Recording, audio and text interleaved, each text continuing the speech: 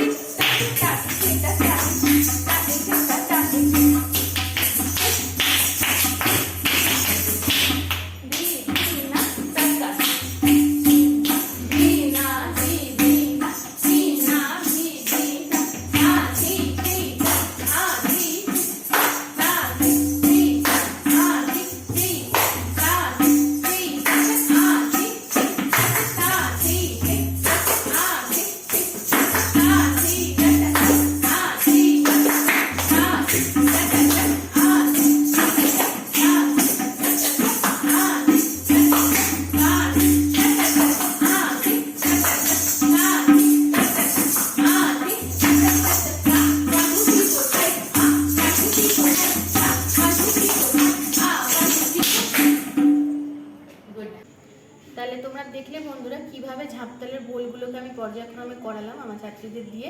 এইভাবে তোমরা পর্যায়ক্রমে যদি সেকেন্ড ইয়ারের জন্য প্রিপেয়ার হও তাহলে ভালোই হবে, এবং সিলেবাস অনুযায়ী আমি এই বোলগুলোকে করিয়েছি। তাহলে আজকে এই পর্যন্তই থাকলো। সুস্থ থেকো, ভালো থেকো, খুব সহজে মনের আনন্দে না শেখো। ধন্যবাদ।